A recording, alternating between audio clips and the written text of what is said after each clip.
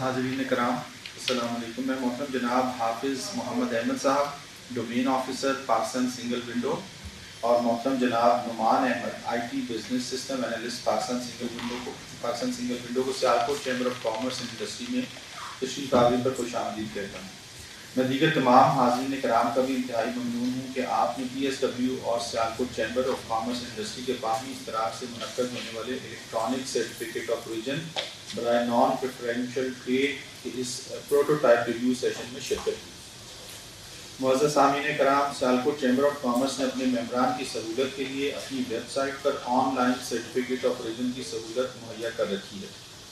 हम PSW के इंतहाई ममनून हैं कि उन्होंने मिनिस्ट्री ऑफ कॉमर्स की खुसूसी हिदायत पर कारोबारी हजरात की सहूलत के पेश नज़र सर्टिफिकेट ऑफ ओरिजिन को ऑनलाइन करने का अहम इक़दाम किया है। इब्तदाई तौर पर सर्टिफिकेट ऑफ ओरिजिन का इजरा ऑनलाइन किया जा रहा है, जिसको सबमिट करने के तरीक़ेकार के बारे में आगाही फराहम करने के लिए आज का ये प्रोटोटाइप सेशन मुनक्कद किया गया है। मुझे उम्मीद है कि कमर्शियल डॉक्यूमेंट्स की डिजिटलाइजेशन का ये सिलसिला फ्यूचर में भी जारी रहेगा। अब मैं बिला ताख़ीर सेशन की कार्रवाई को आगे बढ़ाने के लिए माइक मोहतरम जनाब हाफिज़ मोहम्मद अहमद साहब के हवाले करते हुए एक बार फिर पाकिस्तान सिंगल विंडो ऑफिसर्स और मुअज़्ज़ज़ हाज़रीन कराम का शुक्रिया अदा करना चाहता हूँ कि उन्होंने इस अहम सेशन के लिए वक्त निकाला और चैम्बर में तशरीफ़ लाए। आप तमाम हज़रात की तशरीफ़ आवी का बहुत बहुत शुक्रिया। थैंक यू जी। अस्सलाम वालेकुम एवरीवन। सबसे पहले मैं Sialkot chamber of commerce and industries की इंतज़ामिया का शुक्रगुज़ार हूँ, और फिर आप सब लोगों का बहुत शुक्रिया, आप लोगों ने टाइम निकाला, और माज़रत करता हूँ जो ताख़ीर हो गई इसमें। मज़ीद डिले किए, मैं थोड़ा सा जैसे बैकग्राउंड दूँगा और उसके बाद फिर हम डायरेक्टली जो एजेंडा है आज उसके ऊपर हम बात करेंगे। जैसे कि आपने भी सुन लिया कि मिनिस्ट्री ऑफ कॉमर्स की डायरेक्शन पे PSW को ये दो प्रोजेक्ट्स मिले, या आप ये कहें कि एक प्रोजेक्ट के दो सेगमेंट थे। एक सेगमेंट ये है कि जितने भी हमारे चैम्बर्स और ट्रेड एसोसिएशंस मुख्तलिफ जैसे certificate of origin for non preferential trade issue कर रहे हैं, उसको डिजिटाइज किया जाए। सेकेंड स्टेज पे हम जो DGTO है, directorate general of trade organization, जो कि मिनिस्ट्री ऑफ कॉमर्स का एक डिपार्टमेंट है, जो तमाम ट्रेड एसोसिएशंस या ट्रेड बॉडीज आप कह रहे हैं जिसमें चैम्बर्स एंड एसोसिएशन शामिल है, उनको रेगुलेट करता है, तो उसका प्रोसेस को भी डिजिटाइज करेगा PSW ऑन सेकंड स्टेज। इस तरह ये वाला कंपोनेंट और वो मिलके फिर एक सीमलेस, आप ये देखिएगा कि जो चैम्बर्स के प्रॉब्लम्स हैं या कोई क्वेश्चंस या उनके लाइसेंस रिन्यूअल का जो इशू है वो भी ऑनलाइन ही DGTO से हो जाएगा। That will be on the second stage. As of now इस जो आज का जो हमारा एजेंडा है इसमें हमने जो स्क्रीन्स या प्रोटोटाइप डेवलप किए हैं for issuance of certificate of origin for non preferential trade. जैसा कि आप जानते हैं दो तरह से सर्टिफिकेट ऑफ ओरिजिन होता है। एक उसका पर्पस होता है कि आप जो मार्केट के अंदर प्रेफरेंशियल जो ट्रेड एग्रीमेंट्स होते हैं गवर्नमेंट्स के, उसकी बुनियाद पे कंसेशंस आपको मिलती हैं जो वहाँ का इंपोर्टर है उसको, या आप जब इंपोर्ट करते हैं तो आप भी उस कंट्री का अगर CO लाते हैं तो आपको एग्जेम्पशंस एंड कंसेशन मिलती है अंडर FTA और PTA। तो वो चूँकि जो भी एग्रीमेंट होता है उसके तहत trade development authority of Pakistan, जो कि मिनिस्ट्री ऑफ कॉमर्स का इदारा है, वो उसमें डेजिग्नेटेड बॉडी है, तो वो ऑलरेडी PSW के साथ इंटीग्रेट हो चुकी है, उसमें that is successfully working on. तो ये वाला जो है that is non preferential trade, ये वो सर्टिफिकेट है जो चैम्बर्स और एसोसिएशन इशू करती है, और इसके अंदर हम आपसे शेयर करेंगे, और मैं आपसे रिक्वेस्ट करूँगा कि काइंडली इसको अटेंटिवली देखें और इसमें आप जरूर हमारी हेल्प करेंगे। हम इसके अंदर जो भी कोई गैप आपको आइडेंटिफाई होता है आप हमें जरूर बताएं। तो ये वाला इसके दो हिस्से होंगे, एक वो है जो ट्रेडर्स के लिए है, एक्सपोर्टर्स जो इसको यूज करेंगे उनके लिए होगा। सेकंड इसका पोर्शन है जो हमारा जो चैम्बर है, इसकी जो स्टाफ है या जो ऑफिसर्स हैं जो उसको डील करेंगे, उनके लिए एक सेक्शन है जो उन्होंने देखना है कि कैसे रिक्वेस्ट आएगी, उसको आगे प्रोसेस करना है, या उनके एडमिनिस्ट्रेशन, वो अपनी रिपोर्ट्स, तो वो सारा सेगमेंट वो हम सेकंड स्टेज पे जो चैम्बर्स के हमारे ऑफिसर के स्टाफ हैं उनके पास एक्सक्लूसिवली हम उनके साथ करेंगे। तो फिर मैं हमारी जो टीम है नुमान हमारे साथ हैं, तो ये आपसे शेयर करते हैं। काइंडली आप नोट भी कर लीजिएगा, जो बात आपको उसमें नजर आए आप काइंडली हमसे शेयर कीजिए। Thank you so much. Thank you officer साहब, थैंक यू सियालकोट चैम्बर, आपने सेशन अरेंज किया। First of all apologies from my side कि मैं थोड़ा आने में लेट हो गया, मेरे साथ कुछ इंसिडेंट हो गया, मेरी वजह से हम थोड़ा लेट सेशन स्टार्ट हो। अच्छा, हमने जो ये स्क्रीन डिज़ाइंस की हैं, तो ये कोई सिस्टम की स्क्रीन नहीं है, ये है बेसिकली आपके प्रोटोटाइप्स, डमी स्क्रीन है, जिनको हम फ्यूचर में सिस्टम में इम्प्लीमेंट करेंगे। तो हम आपके सजेशन और आपका फीडबैक ECU के हवाले से ले आए हैं कि फ्यूचर में आप लोगों को क्या इसमें मुश्किलात पेश आ सकती हैं, या कोई ऐसी करंट प्रैक्टिस हो जिसमें फॉलो ना हुई हो, तो वो आप हमें हाईलाइट कर सकते हैं इसके सेशन के बाद। अच्छा, ट्रेडर अपनी सब्सक्रिप्शन लेके आता है, वो लॉगिन करता है, सब्सक्रिप्शन का प्रोसेस। अच्छा, इनिशियली मैं पूछना चाहूँगा यहाँ पे कितने एक्सपोर्टर्स या ट्रेडर्स हैं वो PSW की आईडी उनके पास है? ऑलमोस्ट सबके पास है। तो उन्हें आइडिया होगा कि हमारे जितनी भी सर्टिफिकेट्स और जो एक्सपोर्ट सर्टिफिकेट हो गए या कोई भी लाइसेंस परमिट हो गया, तो वो हमारे LPCO सेक्शन में होते हैं। इसी तरह हमारे पास यहाँ पे अभी सिस्टम में ECO for preferential trade system में आ रहा होगा, जो TDAP इशू करता है। ये जो है ECO फॉर नॉन प्रेफरेंशियल होगा, और ये आपके चैम्बर्स या एसोसिएशन जो होते हैं वो इशू करते हैं। इसमें सबसे पहले आपके पास ऑप्शन होगा, जैसे आप न्यू पे क्लिक करेंगे, इस पे आ जाएगी एक लिस्ट आ जाएगी, जिसमें आपके पास request number, certificate number, request type, destination country, trade body, आपने किस चैम्बर या एसोसिएशन से आपने सर्टिफिकेट लिया है, या उसका सबमिशन डेट आ गई है, उसकी अप्रूवल डेट, इनकेस अगर अप्रूव हो गया, और उसका स्टेटसेस आ रहे होंगे, और फर्दर उस पर जो एक्शन अवेलेबल होंगे आपके पास वो आएंगे। तो हम न्यू रिक्वेस्ट से स्टार्ट करते हैं। सबसे पहले जैसे ही आप न्यू रिक्वेस्ट पे क्लिक करेंगे, तो यहाँ पे हमने 3 कैटेगरीज ऐड की है, जिसमें एक सैंपल होगा, एक इनडायरेक्ट कंसाइनमेंट जो कि अभी हमारे प्लानिंग स्टेज पे है, हम उसको कंसिडर करेंगे अगर उसकी रिक्वायरमेंट हुई और या वो अमेंडमेंट से हैंडल ना हुआ तो। और उसके बाद जो है हमारे पास आ जाती है गुड्स डिक्लेरेशन। तो हम गुड्स डिक्लेरेशन से स्टार्ट करते हैं। मोस्ट ऑफ द केसेस में लोग गुड्स डिक्लेरेशन के अगेंस्ट लेते हैं। अच्छा, अब यहाँ पे आपके पास 3 स्टेप का प्रोसेस आ जाएगा, जिसमें आपने चैम्बर सेलेक्ट करना है, बेसिक इंफॉर्मेशन प्रोवाइड करनी है, और उसके बाद डॉक्यूमेंट इंफॉर्मेशन प्रोवाइड करनी है। अब चैम्बर और एसोसिएशन आप कौन कौन से सेलेक्ट कर सकते हैं, जिन के आप मेंबर हैं। फॉर एग्जांपल, आप सियालकोट चैम्बर के मेंबर हैं और आपकी मेंबरशिप PSW के जो सियालकोट के ऑफिसर के एंड पे मेंबरशिप डायरेक्टरी है वहाँ पे अपडेटेड है, तो यहाँ पे आपका वो वाला चैम्बर आ जाएगा। इन केस फॉर एग्जांपल अगर आपकी मेंबरशिप एक्सपायर हुई है या अप टू डेट नहीं है इंफॉर्मेशन, तो आपको ये एरर आ जाएगा कि आप अपने रिस्पेक्टेड चैम्बर को या एसोसिएशन को कांटेक्ट करके और उनसे अपनी जो मेंबरशिप डायरेक्टरी उनके एंड पे अपलोड होती है वो अप टू डेट करा लें, अगर उसमें कोई इशू हुआ या वो एक्सपायर हुई है। इन केस अगर एक्सपायर नहीं है और वो आप प्रोसीड करना चाहते हैं, फॉर एग्जांपल मैंने यहाँ पे एक चैम्बर सेलेक्ट कर लिया, वहाँ पे मेरी मेंबरशिप एक्टिव थी, तो सिस्टम में जितनी भी मेरे पास डिक्लेरेशन होंगी एक्सपोर्ट्स की, जिसमें अलाउ लोडिंग से लेके कंसाइनमेंट शिप तक का स्टेटस होगा, या वो विबॉक में है या वो PSW में, वो सारी आपकी जो एंटी के अगेंस्ट डिक्लेरेशन है वो यहाँ पे आ जाएंगी। आप उसमें से कोई सी भी 2 डिक्लेरेशन सेलेक्ट कर सकते हैं। हमने 2 इसलिए रखी है क्योंकि आप मोस्ट ऑफ द केसेस में ट्रेडर 2 डिक्लेरेशन के केस अगेंस्ट जो है एक ECO लेते हैं, तो हमने 2 का ऑप्शन रखा हुआ है।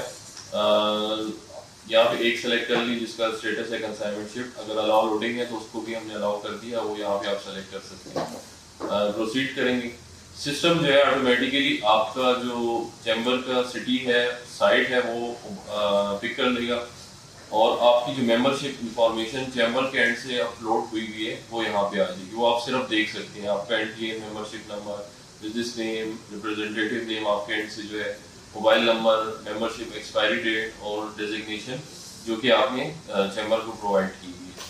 उसके बाद ये सारी इंफॉर्मेशन आपकी जो डिक्लेरेशन है वहाँ से उठ के आ रही होगी। Exporter name, consigner address, country of origin जो कि लॉक होगा Pakistan, consignee importer name, consignee address और डेस्टिनेशन कंट्री, ये सब जो है आपके पास डिक्लेरेशन के केस में होंगी। ये सब लॉक होंगी। यहाँ पे कलर का इशू आ रहा है, ये डेस्टिनेशन कंट्री आप नहीं चेंज कर सकते, इंपोर्टर नेम नहीं चेंज कर सकते डिक्लेरेशन में, आप एड्रेस चेंज कर सकते हैं। इन केस एड्रेस में कोई गलती है तो आप डिक्लेरेशन के साथ उसका एड्रेस चेंज कर सकते हैं। अच्छा, उसके बाद एक इंफॉर्मेशन होती है आपकी ECO में मीन्स ऑफ ट्रांसपोर्ट की, तो वो यहाँ पे आपकी डिक्लेरेशन से तोड़ के आ जाएगी। इन केस आपने उसको चेंज करना है, एडिट करना है, तो वो एडिटेबल होगा, आप उसको एडिट कर सकेंगे। ये फैसिलिटी हमने इसलिए रखी है कि ट्रेडर्स बहुत ज़्यादा ईसीओ की रिक्वेस्ट करते हैं और उनके पास टाइम नहीं होता कि वो एक एक चीज़ जो है बार बार रिपीट करके लिखें, तो उनकी फैसिलिटी के लिए होगा कि वो यहाँ पे सारा उनके जो इन्फॉर्मेशन है वो डिक्लेरेशन सुट के आ जाए। इन केस वो वाली इन्फॉर्मेशन उन्होंने नहीं ऐड करनी तो यहाँ पे डिलीट का ऑप्शन होगा, वो यहाँ से डिलीट कर दें आप। कमोडिटी अगर मैं देखूँ तो कमोडिटी की इंफॉर्मेशन भी डिक्लेरेशन से आ जाएगी। उसी तरह आप उसको एडिट करना चाहें तो एडिट कर सकते हैं। अगर न्यू ऐड करना चाहें, फॉर एग्जांपल आप कहते हैं कि मैं इसमें इस ओरिजिन में सर्टिफिकेट ऑफ ओरिजिन में मैं और कमोडिटीज अपनी ऐड करना चाहता हूँ, तो वो यहाँ पे आप एडिट करेंगे और यहाँ से ऐड करना चाहें एडिट करें, तो वो आपकी जितनी इंफॉर्मेशन होगी वो हमने अकॉर्डिंग टू ईसीओ जो है वो यहाँ पे आ जाएगी। डिस्क्रिप्शन आ गई आपकी, ग्रॉस वेट आ गई, यूनिट ऑफ मेजरमेंट आ गई, वैल्यू आ गई आपकी और करेंसी आ गई। अच्छा, इसके बाद यहाँ पे है अदर इंफॉर्मेशन। इसमें पहले से टेक्स्ट लिखा होगा कि this information will appear on your eco. इसका मतलब ये है कि जब आपका प्रिंट फॉर्मेट आएगा, जब आपका ईसीओ अप्रूव हो जाएगा, तो यहाँ पे जो आपने लिखा होगा वो आपके सर्टिफिकेट ऑफ ओरिजिन पे प्रिंट होके आएगा। फॉर एग्जांपल यहाँ पे आप अपना इनवॉइस नंबर लिख सकते हैं, अपना बीएल नंबर लिख सकते हैं, जो इन्फॉर्मेशन आपको अपने सर्टिफिकेट ऑफ ओरिजिन पे रिक्वायर्ड है वो इन्फॉर्मेशन आप यहाँ पे लिख सकते हैं। इसकी एग्जांपल दे दें कि जैसे फॉर एग्जांपल यूएई की तरफ जो सर्टिफिकेट ऑफ ओरिजिन जाता है वहाँ पे वो लिखा होता है कि ये इजरायली ओरिजिन नहीं है, तो वो वाली यहाँ पे टेक्स्ट चैम्बर की तरफ से ऐड हो जाएगी, ट्रेडर के एंड से ऐड होगी, ट्रेडर के एंड से भी ऐड हो सकती है, चैम्बर भी चेक कर सकता है, तो वो आपको वो जो स्टैंप लगाते हैं उसकी ज़रूरत नहीं पड़ेगी। यहाँ से हमारी जो है सेव एंड प्रोसीड करेंगे आप नेक्स्ट स्टेप पे।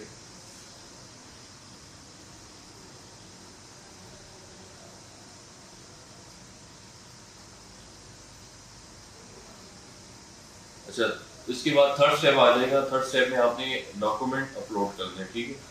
ये डॉक्यूमेंट आपके एंड से आपका चैम्बर डिसाइड करेगा, जो सा भी रिस्पेक्टेड चैम्बर है, फॉर एग्जांपल से कोर्ट चैम्बर है, कोई भी अदर चैम्बर या एसोसिएशन है, तो यहाँ पे वो डिसाइड करेगा कि आपने इस ईसीओ की रिक्वेस्ट के साथ कौन से डॉक्यूमेंट सबमिट करने हैं।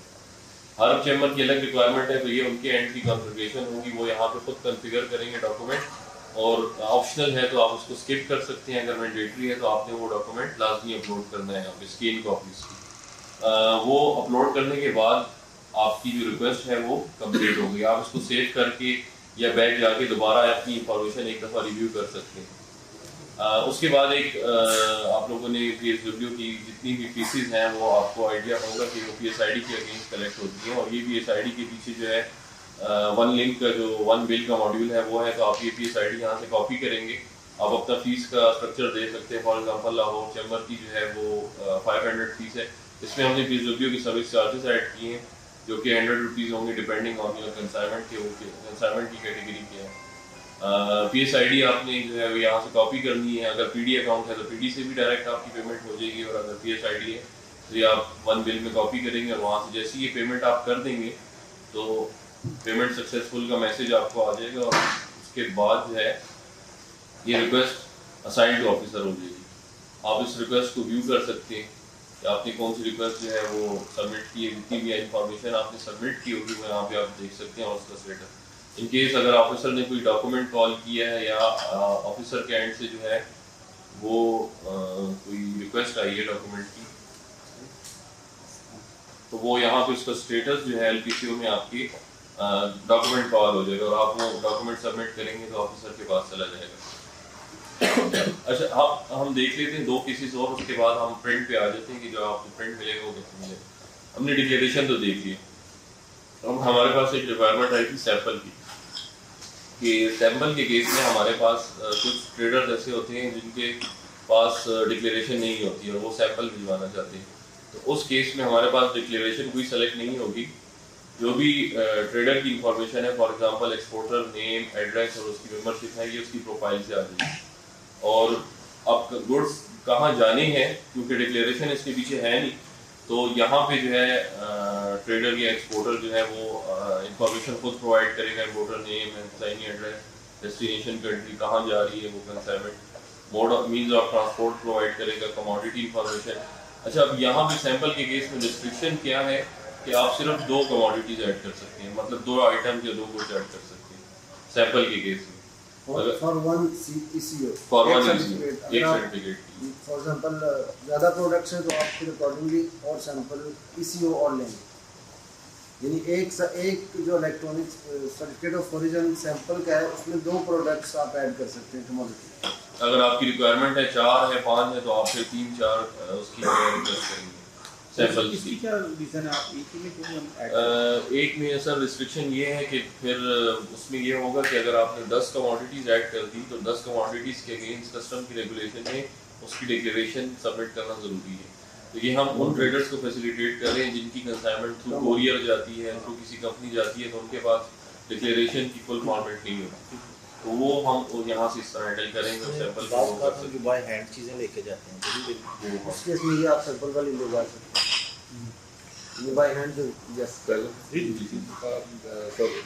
सॉरी टू इंटरप्ट कि मैं ये जैसे प्रेसिडेंट साहब ने फरमाया कि सैंपल्स हैं बाय हैंड, अगर जिस तरह गौरी साहब ने कहा हमारा क्योंकि एग्जीबिशन आती है तो हम लोग लेके जाते हैं, तो वहाँ पे अब 2 क्वांटिटीज़ या 2 टाइप तो होंगी नहीं। मेरा सजेशन ये है कि वहाँ पे आप सिर्फ ये लिख दें कि different types of dental instrument mix होते हैं ना वहाँ पे, तो उसके हम लोगों ने एक नॉमिनल जो कस्टम के लिए वैल्यू है वो डिक्लेयर करनी है। यहाँ पे तो ये भी चेक करके वो साथ दे देते हैं स्टैम्प करके, और आगे जाके वो डेफिनेटली चेक होता है। तो उस वाले से अब हमारे पास अब लॉट ऑफ सैंपल साथ होते हैं, तो फिर हम लोग तो फिर वो एक नया केस खोल लेंगे। डेंटल की 10 किस्म होगी। तो लेकिन सॉरी अब देखें ना 90-18 90-90 जो है ना वो एक कॉमन है हमारा HS कोड जो है ना, तो हम लोग तो उसी के अंडर जो है ना एक्सपोर्ट वाली हो रही है। वो फिर एक ही 90-18 की अगर PCT कोड की आइटम है तो वो एक ही कंसीडर होगी, आप उसमें लिख सकते हैं ज़्यादा। ये जब हम कमोडिटी का देते हैं इसका मतलब एज पर PCT कोड अच्छा स्पोर्ट के HS कोड का 90-18 डिस्क्रिप्शन लिमिट नहीं है, डिस्क्रिप्शन आप लोगों को 800 वाट तक आप कुछ वो यहाँ पे हमने लिमिट नहीं रखी है, बस उसमें रिस्ट्रिक्शन की 2 इसलिए रखी है क्योंकि कस्टम की रेगुलेशन में है कि वो आप कोई भी गुड्स इंपोर्ट या एक्सपोर्ट करें तो आप डिक्लेयर करें। PCT कोड के अंदर आप अगर उसके तहत 10 चीज़ें आ रही हैं लेकिन उसका HS कोड या PCT कोड एक है तो वो एक ही कंसीडर होगा। Thank you. तो उसके बाद सेव एंड प्रोसीड करेंगे, और अगर सैंपल की कोई कॉन्फ़िगरेशन हुई भी है डॉक्यूमेंट्स की तो यहाँ पे आप सैंपल कर सकते हैं, अपलोड करेंगे और वो सबमिट कर देंगे। सैंपल की हर चैम्बर एसोसिएशन फीस को डिसाइड करेगा, जो उनकी एग्जिस्टिंग फीस है वो वही भी ले सकते हैं, और इसमें PSW की सिर्फ 100 रुपीज़ फीस होगी, चाहे 2 सैंपल हों या 1 सैंपल। अच्छा, इसके अलावा जो है हमारे पास थर्ड केस है इनडायरेक्ट कंसाइनमेंट का, जो कि बहुत रेयर केस है, जो कि हम अभी सोच रहे हैं कि आप लोगों का इस पर फीडबैक हो, तो अगर बहुत रेयर केस है तो इसको हम अमेंडमेंट से हैंडल करेंगे, नहीं तो हम इसको सिस्टम में फिर ऐड करेंगे। थोड़ा सा एक्सप्लेन कर देते हैं। इनडायरेक्ट कंसाइनमेंट का मतलब ये है कि आपकी एक कंसाइनमेंट फॉर एग्जांपल यहाँ से गई है लेट्स से UK, लेकिन वहाँ पे जो बायर आपका था या किसी और कंडीशन की वजह से वो आपकी कंसाइनमेंट उसके पास नहीं पहुँची, या आपने उससे कैंसिल कर दिया, उसने कैंसिल कर दिया। अब आप ये चाह रहे हैं कि वहाँ से किसी और कंट्री जो नेबरिंग कंट्री आपकी वही कंसाइनमेंट उधर चली जाए, ठीक है। तो ये आमतौर पर बहुत कम होता है, लेकिन ये वाला केस चूंकि TDAP में है हमें इसको फेस करना पड़ा, इसलिए हमने ये पोजीशन रखी। अब आप इसमें ये बताइएगा कि क्या ये रहना चाहिए या नहीं। अब उस केस में जाहिर है जो सर्टिफिकेट ऑफ ओरिजिन आपने UK के लिए लिया था वो वाला तो आप नहीं देंगे, ठीक है। तो उस केस में ये वाला हमने सेक्शन रखा है, यहाँ फिर आप कंट्री ऑफ जो डेस्टिनेशन है वो चेंज कर सकते हैं। इसी तरह तो इसमें हमारी आप ये हेल्प कीजिए, इस तरह का जो केस होता है उसमें आपके कौन से डॉक्यूमेंट्स चेंज होते हैं, एयरवेल बिल या इस तरह का जो क्या होता है बिल ऑफ लेडिंग और इनवाइस पता नहीं चेंज होती है नहीं होती। तो ये आप हमें हेल्प करें कि हम किस तरह का इसमें प्रोसेस रखें, डॉक्यूमेंट्स कौन से चेंज होते हैं, क्योंकि FI अगर जनरेट हुई हुई है तो उसमें चेंजेस तो बहुत पीछे से होंगी, वो भी नहीं होती। तो अगरचे इसके अंदर कुछ कह लें कि रेगुलेशंस का मसला आता है इन दी एंड कि जब आपकी रिमिटेंस आती है तो वहाँ क्वेश्चंस आते हैं कि आपकी कंसाइनमेंट बैंक कॉन्ट्रैक्ट में या FI में कहीं और लिखी थी और जब आई है तो वो कहीं और से है। तो ये कॉम्प्लेक्स थोड़ा सा इशू है, हम इसको देखते हैं। आप में से किसी भी जो दोस्त है भाई है उसका अगर इस तरह का कोई केस हो तो हमें ज़रूर बताएं, बाकी इसका प्रोसेस देख लें कि इसको हम इस तरह से हैंडल कर रहे हैं। अच्छा, इसका प्रोसेस भी तकरीबन डिक्लेरेशन की तरह ही है। इसमें आप अपना चैम्बर सेलेक्ट करेंगे, मगर इसमें आपके पास जो एक्सपोर्ट की DDs आ रही होंगी वो सिर्फ कंसाइनमेंट शिफ्ट पर ही आ रही होंगी, क्योंकि इनडायरेक्ट है, दूसरे पोर्ट पे पहुंच चुकी होगी। तो यहाँ पे आपके पास जितनी भी कंसाइनमेंट शिप हो गई है वो वाली डिक्लेरेशन आ रही होगी। उसके बाद आपने प्रोसीड करना है। अच्छा, अब यहाँ पे हमने ऑप्शंस रखे हुए हैं कि आपको फ्री हैंड दिया हुआ है कि आप इंपोर्टर नेम भी चेंज कर सकते हैं, एड्रेस भी चेंज कर सकते हैं और डेस्टिनेशन भी चेंज कर सकते हैं, क्योंकि आप अब उस कंट्री से किसी और कंट्री लेके जाना चाह रहे हैं। तो यहाँ पे हमने आपको वो दिया है। बाकी आपका कंट्री ऑफ ओरिजिन और एक्सपोर्टर नेम और एड्रेस जो है ये पिछला वाला ही रहेगा, मगर आप एड्रेस इसको चेंज कर सकते हैं, वो एडिटेबल होगा। उसके बाद मीन्स ऑफ ट्रांसपोर्ट आपकी वो पिछली डिक्लेरेशन से आएंगे और आप उसको एडिट करेंगे यहाँ से। और एग्जांपल यहाँ से आप किसी को भी एडिट करेंगे तो जो न्यू मीन्स ऑफ ट्रांसपोर्ट आपके होंगे वो यहाँ पे आप ऐड कर देंगे। लिस्ट ऑफ आइटम्स जो है, प्रोडक्ट कोड या कमोडिटी जो है वो आप यहाँ से डिलीट करेंगे, या जो है कोई इसको एडिट करना चाहें जो आप दूसरे कंट्री भेजना चाह रहे हैं तो वो यहाँ से आप एडिट और डिलीट कर सकते हैं सेम उसी तरह। अदर इंफॉर्मेशन जो आपकी उसी तरह अपेयर होगी और बाकी 3 स्टेप का प्रोसेस वही सेम है। इनडायरेक्ट के केस में अब हम चैम्बर से रिक्वेस्ट करेंगे कि वो यहाँ पे जो उनका सेकंड बीएल है वो अटैच करना लाजमी कॉन्फ़िगर करें, ताकि जो भी उनकी कंसाइनमेंट इनडायरेक्ट कंसाइनमेंट है दूसरी कंट्री या उनकी फाइनेंशियल इंफॉर्मेशन का ट्रैक रखने के लिए वो यहाँ पे आप उससे वो डॉक्यूमेंट्स कॉल करें तो वो यहाँ पे उसका फर्दर प्रूफ प्रोवाइड करेंगे कि वहाँ पे गुड्स नहीं बिके तो मैं किसी दूसरी कंट्री ले जाके बेच रहा हूँ या उसको ट्रांसफर कर रहा हूँ। तो उस तरह का कोई एविडेंस आप यहाँ पे रखना। इनडायरेक्ट के केस में हमारी उसी तरह जो डिक्लेरेशन की फीस है वो सेम उसी तरह ही है, जो आपने पहले डिक्लेरेशन के अगेंस्ट दी थी वही उसी तरह आप सबमिट कर देंगे और ये रिक्वेस्ट चली जाएगी ऑफिसर को। अब आ जाते हैं हम प्रिंट फॉर्मेट पे, जब ये रिक्वेस्ट अप्रूव होके आ जाएगी। चैम्बर और एसोसिएशन ऑफिसर्स को एक ईएमएस मिला होगा, वहाँ पे वो रिक्वेस्ट जो है अपनी देखेंगे ट्रेडर्स के एंड से जो आई है और वो उसको अप्रूव कर लेंगे। तो अप्रूव करने के लिए जो है वो अप्रूव करने के बाद जो है आपको कुछ इस तरह का प्रिंट फॉर्मेट मिलेगा। अब हम इसको स्टैंडर्डाइज करें, ऑलमोस्ट तमाम चैम्बर्स का सेम ही फॉर्मेट है, मगर कुछ चीज़ें ऊपर नीचे हैं, किसी के मीन्स ऑफ ट्रांसपोर्ट नीचे आते हैं, किसी के जो है ऊपर आते हैं, मेंबरशिप नंबर साइड पे आ रहा होता है। तो अब एक स्टैंडर्ड फॉर्मेट जो है ऑल पाकिस्तान फॉलो होगा, जिसमें आपका एक्सपोर्टर नेम, एड्रेस, कंट्री यहाँ पे आ रहा होगा, कंसाइनी नेम, एड्रेस, कंट्री यहाँ पे आ रहा होगा। इसमें हमने मैक्सिमम जो है 160 वर्ड्स की लिमिट दी हुई है। कुछ केसेस में हमारे पास जो है वो इशू आए थे कि 100 कैरेक्टर्स यहाँ पे ट्रेडर्स की नहीं पूरे हो रहे थे, तो हमने जितने भी यहाँ पे मैक्सिमम 160 आ सकती है तो हम 160 यहाँ पे अलाउ करेंगे। उसके बाद 160 नीचे भी अलाउ होंगे। एक्सपोर्टर मेंबरशिप नंबर जो है वो यहाँ पे आ रहा होगा, मींस ऑफ ट्रांसपोर्ट जो प्रोवाइड की हुई है यहाँ पे आ रही होगी। अच्छा, अब सर्टिफिकेट रेफरेंस नंबर जो है वो यहाँ पे फॉर एग्जांपल ये लाहौर का मैंने एग्जांपल बनाया हुआ है, तो यहाँ पे LCCI आ रहा होगा, उसका नंबर आ रहा होगा, यहाँ पे एक D आ रहा है। ये D का मतलब है कि ये सर्टिफिकेट ऑफ ओरिजिन डिक्लेरेशन के अगेंस्ट लिए है। अगर सैंपल के अगेंस्ट लिया होगा तो यहाँ पे S आ रहा होगा और आगे डेट आ रही होगी कि किस डेट पे इशू हुआ। तो ये हमने एक इसका सर्टिफिकेट रेफरेंस नंबर बनाया है जो कि सारे हर चैम्बर का और एसोसिएशन का अलग होगा। फॉर एग्जांपल ये सियालकोट है तो ये SCCI होगा, उसी तरह उनका लोगो आ गया है यहाँ पे, और नीचे जो एड्रेस है वो उनकी वेबसाइट जो यूजर मैनेजमेंट सिस्टम है चैम्बर का वहाँ से ही रिफ्लेक्ट होकर आ रहा है जो इन्फॉर्मेशन उन्होंने प्रोवाइड की होगी। उसके बाद आ जाती है marks number, kind of packages, description of goods.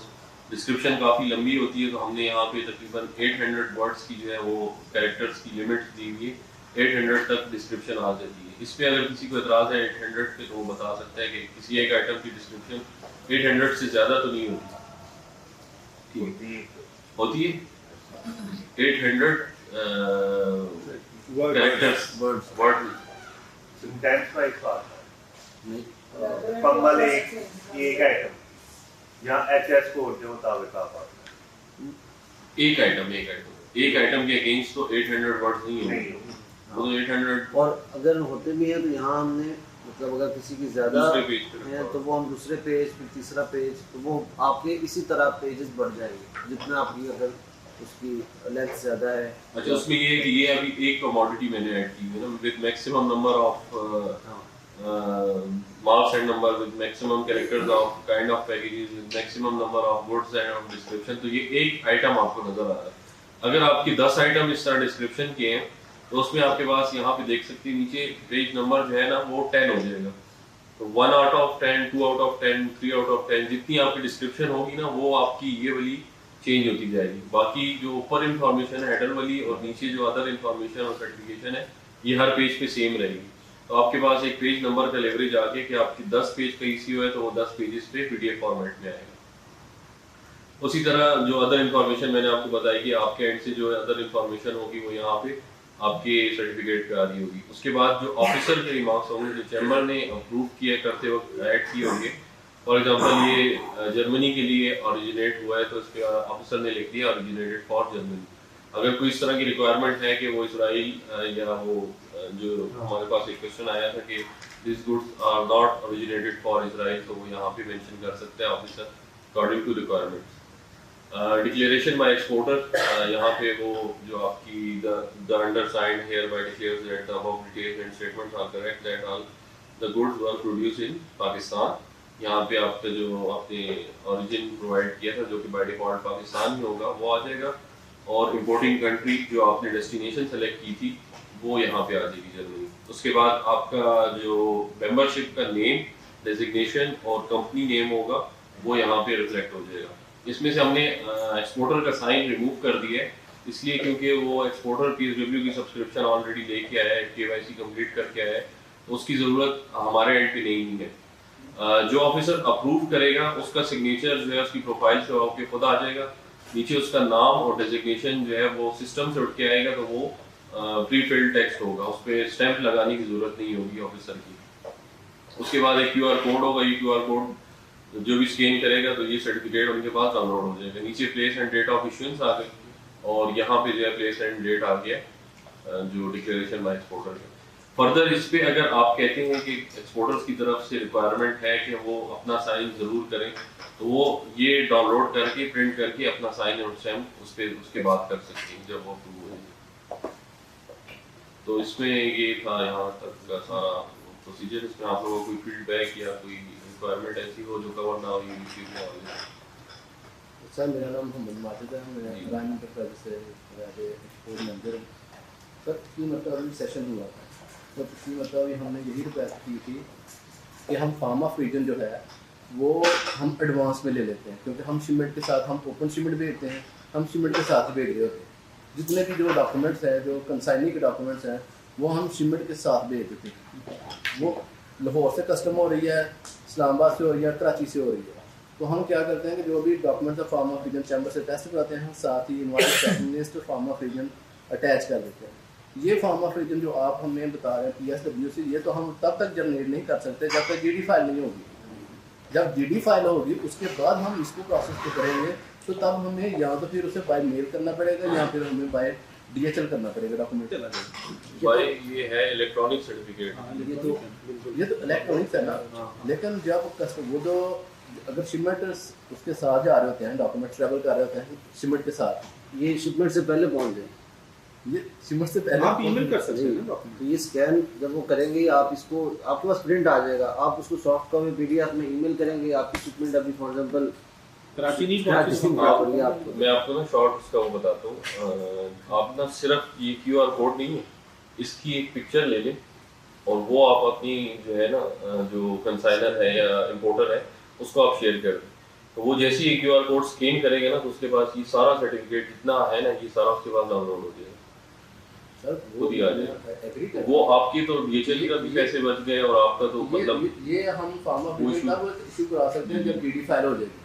जी नहीं, आपने GD सबमिट कर दी और वो एक दफा लोडिंग अलाउ या सबमिट पे होगी तब ये हम फाइल कर सकते हैं। बिल्कुल, जैसे कि हमने पहली हमारी जो पुरानी एक्सरसाइज है पिछली मरतबा भी बहुत से भाइयों रिक्वेस्ट यही की थी कि हमें ये GD फाइल करने से पहले क्या लोग हो सकता है कि हम यही तमाम इंफॉर्मेशन इसमें अप्रूवल के लिए भेज दें, चैम्बर टेस्ट कर दे, जैसे हमें रेगुलर जो एक्सरसाइज है जो हमारी रेगुलर आपके पास भेजते हैं, हम क्या करते हैं, हम कार्गो सेवेबल नंबर लेते हैं, चैम्बर की वेबसाइट है वहाँ पर हम जाकर अपना एक फॉर्म ऑफ रीजन अप्लाई करते हैं, चैम्बर की वेबसाइट पर ही हमें PDF बन के हमें आ जाती है, वो हम प्रिंट निकाल के चैम्बर से वेरीफाई करवा लेते हैं कि यार ठीक है, ये चैम्बर वेरीफाई कर लेता है कि ठीक ओके। अगर हमें GD से पहले वाला कोई सीन हमें मिल सकता है तो वो हमें अच्छा, इसमें थोड़ा सा मैं ये चाहूँगा कि आप इसके एस्पेक्ट्स देख लें डिफरेंट। फॉर एग्जांपल यहाँ आप दोबारा वेरीफाई करते हैं, जबकि इसके अंदर इसको वेरीफाई करने की ज़रूरत नहीं होगी। दूसरा, इसको लॉक उसके साथ इस वजह से किया है कि एक चीज़ जब आपकी तरफ से फाइनल हो गई है शिपमेंट, तो फिर आपने वो किया, इस तरह ये इसकी क्वालिटी और स्टैंडर्डाइजेशन जो है वो बरकरार रहेगी। आमतौर पर आप डॉक्यूमेंट ले लेते हैं, बाद में कोई चेंजेस या कोई चीज़ करनी पड़ रही है, फिर आप दोबारा से वो प्रोसेस करते हैं, पेमेंट भी दोबारा करनी पेमेंट भी दोबारा। हाँ, तो ये वो चीज़ होगी जब आपकी शिपमेंट आपकी तरफ से फाइनल होगी है, उसमें कोई एरर या किसी किस्म की मिस्टेक या दोबारा सोचने की भी ज़रूरत नहीं होगी। तो जो अगर ये ना होता और जिस तरह अभी आप कर रहे हैं, इस सूरत में कोई भी एरर मिस्टेक या कोई सूरत में आपको कहते हैं यार अच्छा ये चीज़ रह गई हमारे कंसाइनमेंट में, हमने ये चेंज करना पड़ा, तो आप दोबारा से वो प्रोसेस करते हैं। तो इसलिए इसको फाइनल उसके साथ टैग किया है कि अब आप कि कंसाइनमेंट आपने उस पर सोचना ही नहीं है दोबारा कि मैंने उसमें कोई चेंजेस करनी है करनी। तो ये एक बेनिफिट है जिसको सामने रखते हुए ये किया गया। सर दूसरी बात एक हो रहा है कि हम जो है शिपमेंट करते हैं, जैसे कि थर्ड पार्टी शिपमेंट है, पेमेंट हमें आई है जर्मनी से, हमने शिपमेंट भेजनी है यूके। जो फॉर्म ऑफ रीजन है वो तो बनेगा जर्मनी का ही जहाँ से पेमेंट आई हुई है, जबकि हमारा कह रहा है ऐसा नहीं, ज़रूरी नहीं है सर, ये अलाउड है। आप उसको मतलब वो डॉक्यूमेंट्स या आपके जो एग्रीमेंट होता है उसमें और फाइनेंशियल इंस्ट्रूमेंट में आप मेंशन कर सकते हैं, यस सर, अलाउड है। तो ये इसमें ऐसा कोई मसला नहीं है। ये सर क्योंकि हमारे साथ ऐसा अक्सर हो जाता है ना कि कंसाइनी कहता है यार मेरी शिपमेंट जर्मनी भेज दो या यूके भेज दो, तो मुझे तो पेमेंट जर्मनी से आई हुई है, तो फॉर्म ऑफ रिजन जो है वो जर्मनी का, जीडी फाइल करेंगे तो वो जर्मनी की बनेगी, तो फिर हम उस सेंस में क्या कर सकते हैं? यही तो मैंने आपको इनडायरेक्ट यही बताया कि आप इनडायरेक्ट में डेस्टिनेशन चेंज कर सकते हैं। हाँ, वो फैसिलिटी हम आपको इसलिए दे रहे हैं कि इनडायरेक्ट में आपकी डेस्टिनेशन चेंज हो रही है। ठीक है, तो आपने जर्मनी भेजे थे गुड्स, वो एक्सेप्ट नहीं हुए, कोई भी आपका वो ये कह रहे कि अभी भेजे नहीं है, हमें पेमेंट सिर्फ जर्मनी से आई है और शिपमेंट यूके जा रही है, और वो कस्टमर समटाइम्स लेटर ऑन बाद में डिसाइड करता है, at time of payment decide नहीं करता कि मैंने जर्मनी भेजी है या यूके भेजी है। तो उनका कहना होता है कि अगर हमने लेट से पेमेंट हमें जर्मनी से आई है, हमारा एफआई जो है वो जो बैंक ने जर्मनी के लिए दिया, ठीक है, अब जब हम कस्टम में जा रहे हैं उस वक्त कस्टमर ने कह दिया कि शिपमेंट यूके भेज दी, तो उस सूरत में जो है ना अमेंडमेंट करेंगे। उसमें क्या होता है? अमेंडमेंट को अमेंड करेंगे। अच्छा, हमने ECO को भी अमेंड करेंगे। जी हमने सर्टिफिकेट ऑफ ओरिजिन के अंदर यहाँ आपको 3 तरह की सहूलत दे रहे हैं। एक ये है कि अगर पहले आपने इशू करवा लिया है, आप उसको अमेंड भी कर सकते हैं, वो भी आपको ये प्रोसेस अमेंडमेंट का ये प्रोसेस है 2 स्टेप का। इसमें आपकी जो इंफॉर्मेशन ऑलरेडी सबमिट की हुई है ना, वो इंफॉर्मेशन यहाँ पे आपकी आ रही होगी। इसमें हमने इम्पोर्टर नेम पहले चेंजेबल नहीं रखा था, मगर अब इसको हमने कंसिडर ये किया कि हम यहाँ पे ये भी एडिटेबल रखेंगे, एड्रेस भी और डेस्टिनेशन भी। तो ये वाला केस है ना आपका अमेंडमेंट हैंडल हो जाएगा ECO में, और जो अमेंडमेंट की फीस होगी वो चैम्बर डिसाइड करेगा, उसमें PSW की कोई फीस नहीं है। और हमने इसको तकरीबन 10 बार अलाउ रखा है कि 10 बार आप अमेंडमेंट कर सकते हैं एक ECO। प्रेसिडेंट साहब, सेकंड क्वेश्चन मेरा ये है कि जिस तरह ये भाई ने बात की कि लेकिन जो सैंपल्स के केस में तो जीडी फाइल करने की तो जरूरत ही नहीं, होना नहीं, क्योंकि या बाय हैंड जाएंगे तो यार वो वैसे जाएगा, वो तो ऐसे ही हो जाएगा। थोड़ा इसमें डिक्लेरेशन ऑप्शन जी। किसी और का कोई कंसर्न? हमारी कंसाइनमेंट जा रही है बांग्लादेश में LCD बोर्ड परमिट होती है, जो अपने LCD कैर नंबर, बैंक का नाम, कंसाइनमेंट का नाम, IRC number, bank BDA number, bank number, सारी इन्फॉर्मेशन होती है। अब वो नहीं बताया कि इन्फॉर्मेशन में वो सारे इनवॉइस नंबर साथ ऐड करनी है कि उसका वो कार्ड बनाया है। वो था डेटा फिट यूज किया आपने डिस्क्रिप्शन में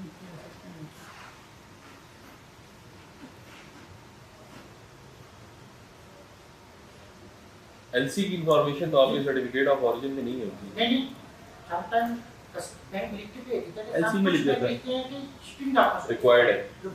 कुछ बैंक लिख देते तो हैं आप इनवॉइस नंबर वगैरह देते हैं, क्या देते हैं? इनवॉइस नंबर होता है, वो LC नंबर होता है, समटाइम वो डिस्क्रिप्शन भी कहते तो हैं। इसलिए हमने ये अदर इंफॉर्मेशन वाली फील्ड जो है ना, ये ओपन एंड आपके लिए छोड़ी है, अकॉर्डिंग टू योर रिक्वायरमेंट ये इंफॉर्मेशन आपकी ECO पे आएगी। आप यहाँ पे इनवॉइस नंबर लिख दें। हाँ, कितने वर्ष लीव रख किया? इसमें हमने तकरीबन, मैं आपको प्रिंट फॉर्मेट से बता देता हूँ, इसमें हमने तकरीबन 53 है।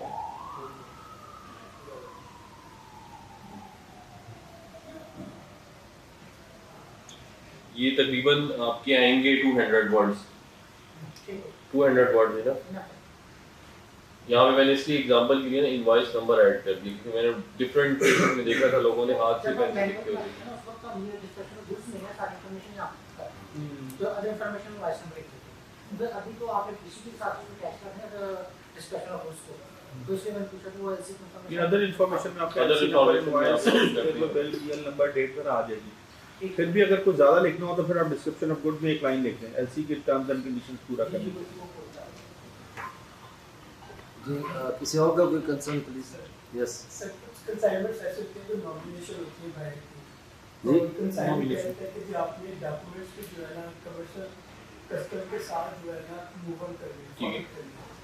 हमें सिर्फ एक एवेलेबल सेट मिल जाता है कार भेजने से, ठीक है, उसके साथ आपने शिपमेंट जो है फॉरवर्ड कर दिया। उस केस में हम सीओ कैसे अलग कर देते हैं क्योंकि डीटी तो फाइल फ्री होगी, सारे डॉक्यूमेंट्स तो जा रहे हैं अभी एक साथ कमर्शियल भी होता है नहीं आप उसके थ्रू भेज रहे हैं, किसी कोरियर के थ्रू भेज रहे हैं जी भाई। तो आपकी जो है वो कोरियर जो है वो तो डिक्लेरेशन फाइल करेगा ना।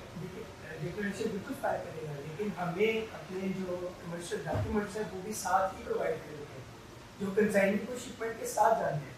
जी सर जैसे इसकी प्राइस है, पैकिंग लिस्ट है। तो वो कितने आइटम्स होंगे मैक्सिमम आपके कोरियर के थ्रू कितने आइटम्स जाएंगे?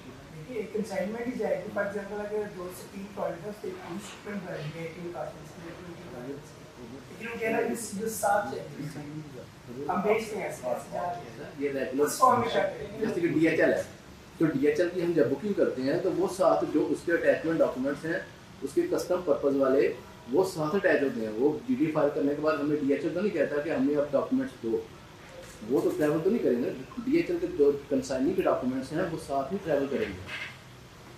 ये उसमें जब आप डीएचएल की बुकिंग डालते हैं, फॉर एग्जांपल आपने एयरवे बिल निकाल लिया, आपके पास एयरवे बिल तक की इंफॉर्मेशन आ गई, बिल्कुल आप कह रहे हैं कि जीडी की इंफॉर्मेशन नहीं आती, जीडी की इंफॉर्मेशन नहीं ना आएगी तो तब तक हम उसके फॉर्म ऑफ फ्यूचर नहीं दे सकेंगे डीएचएल शिपमेंट के साथ। कोरियर शिपमेंट जितनी भी है क्योंकि कोरियर के जितने भी डॉक्यूमेंट हैं वो तो कंसाइनी के भी और इधर के भी सारे साथ वो तो आप सैंपल के थ्रू भेज सकते हैं अगर बहुत ज्यादा है। नहीं सर अब शिपमेंट सर्जिकल के खास तौर पे जो है ना काफी 15,000 की जो है ना उसकी वैल्यू है तो $15,000 के अब जो है अगर उसके फॉर्म ऑफ फ्यूचर नहीं भेजेंगे उससे तो ड्यूटी पड़ जाएगी।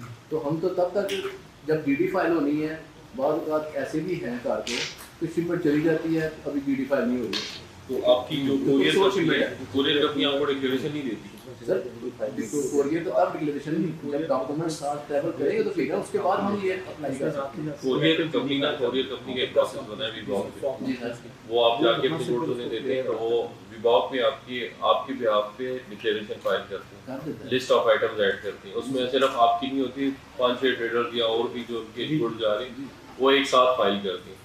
आप कह रहे हैं कि मुझे उस आइटम्स के अगेंस्ट ईसीओ चाहिए। सर मुझे जो मैंने एक्सपोर्ट कर रहा हूँ फॉर एग्जांपल ये पेंसिल में एक्सपोर्ट कर रहा हूँ, मेरा कंसाइनी कहता है तमाम डॉक्यूमेंट यहाँ उस कस्टम की रिक्वायरमेंट है कि जो डीएचएल की भी रिक्वायरमेंट है कि तमाम डॉक्यूमेंट्स शिपमेंट के साथ भेजने हैं। ठीक है, आप बहुत सारे यहाँ पर भाई एक्सपोर्टर बैठे हुए हैं वो अक्सर रेगुलर ये एक्सरसाइज है।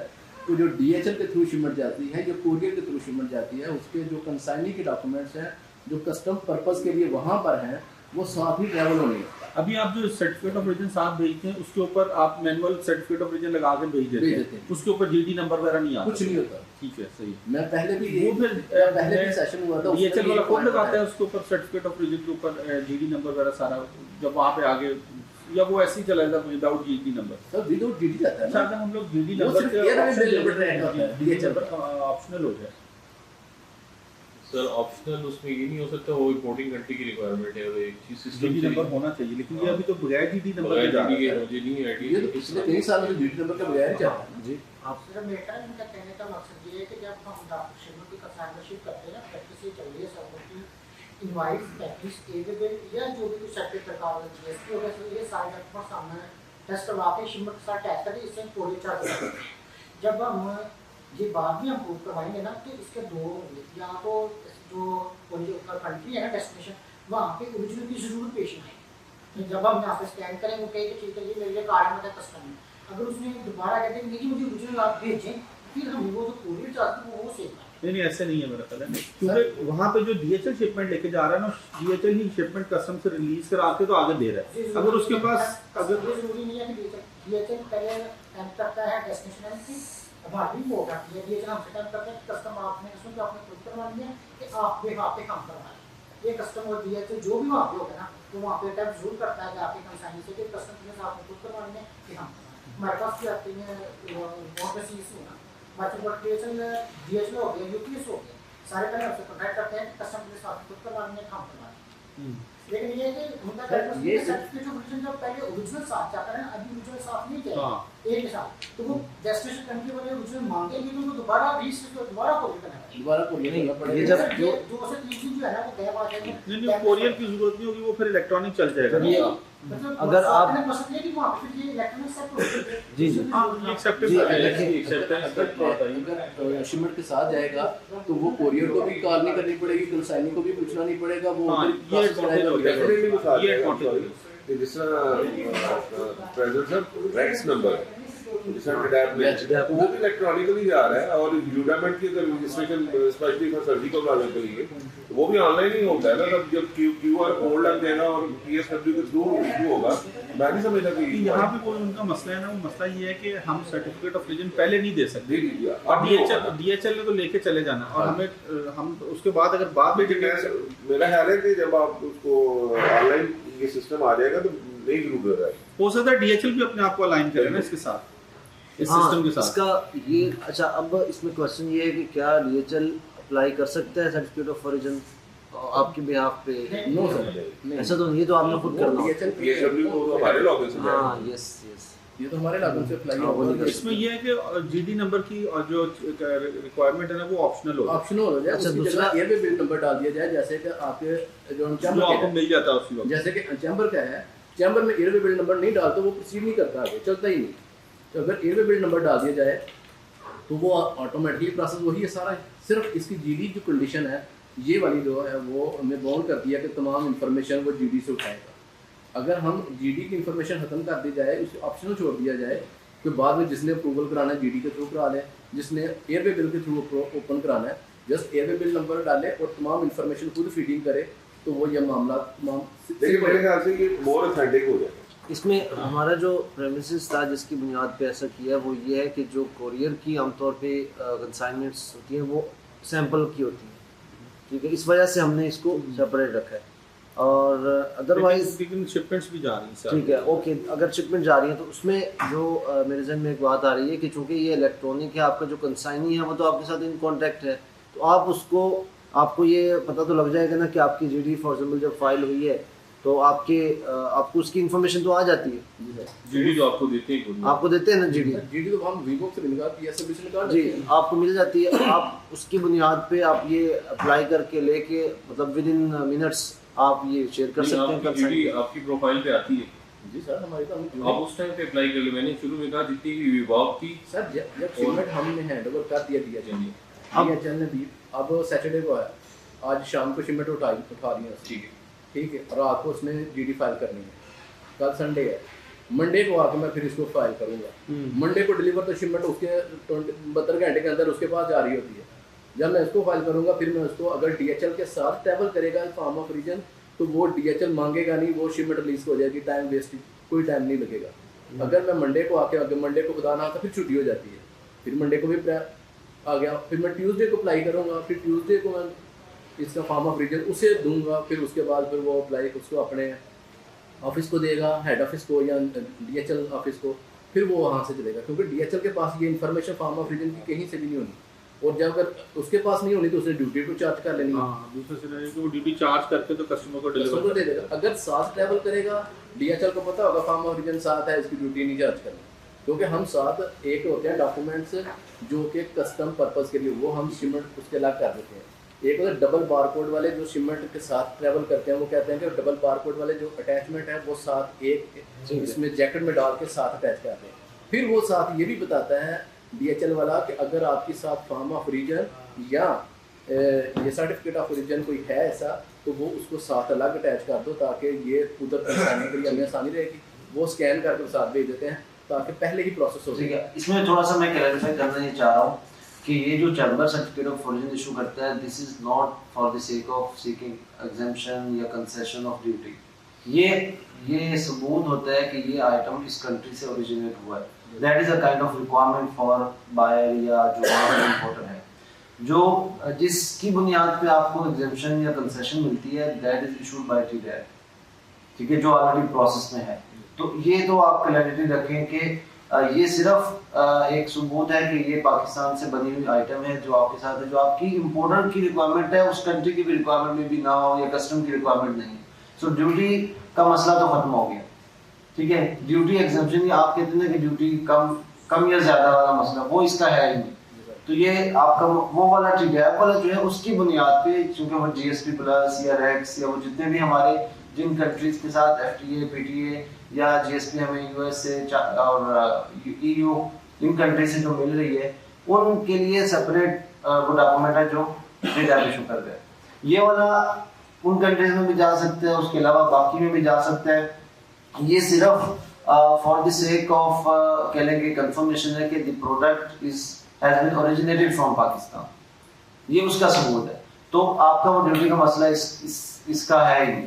तो इसलिए ये आपने अपने कंसाइनर या जो आपका इंपोर्टर है, जो बायर है, उसको आप इलेक्ट्रॉनिकली जब मर्जी शेयर कर दें जी।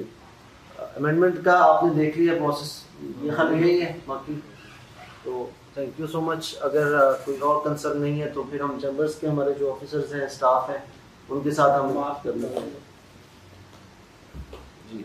किसी का और कोई कंसर्न या कोई फीडबैक है तो प्लीज। जो दूसरा सेशन है इसमें जो चैम्बर के स्टाफ ने काम करना है ना, वो उनके लिए आप लोग भी अगर देखना चाहें तो आप बैठ सकते हैं। हमने चैम्बर कौन से डॉक्यूमेंट रिक्वायर करेगा? वो देखें, आमतौर पे हम जो आप वो आपकी और चैम्बर की अंडरस्टैंडिंग है, आमतौर पे इनवॉइस होती है, सम टाइम वो भी नहीं होता, तो वो आपकी जो चैम्बर की हमारी टीम है वो बता देगी। क्योंकि पहले तो रिक्वायरमेंट ये होती थी, चैम्बर हमें एयर बिल की कापी भी मांग लेता था, साथ इनवॉइस भी मांग। जी जी। अब कुछ स्क्रेसी की वजह से जी कि हम तमाम इंफॉर्मेशन चैम्बर के साथ शेयर मेरा ख्याल है आप सिर्फ मेंबरशिप आपकी वैलिड होनी चाहिए और उसके बाद बाकी डाटा तो आपने इनपुट करना ही करना है, वो उनके पास आना, उन्होंने वैलिडेशन करनी है उसकी। हाँ, मतलब हम बात इनवॉइस की हम सेक्शन पे जाएंगे, वहां पे जहां पे ऑप्शन है कि डॉक्यूमेंट्स फिल करने की, वहां पे और सेपरेट नंबर सेट करेंगे, वहां पे आगे गए थे सेपरेट नंबर को ग्रुप करने के लिए वहां पर डॉक्यूमेंट्स करना नहीं। अगर नहीं रखते तो वो नहीं हो। हाँ, यस, बिल्कुल ऐसा। तो हमारे जो चैम्बर स्टाफ आ जाते हैं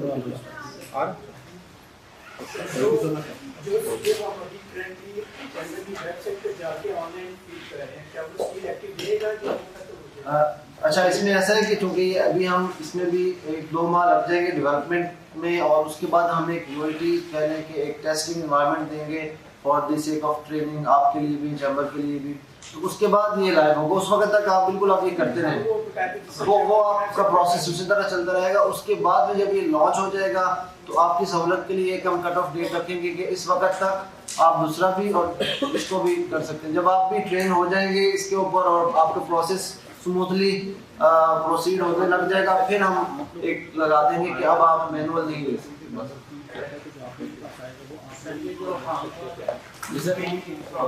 जी जी।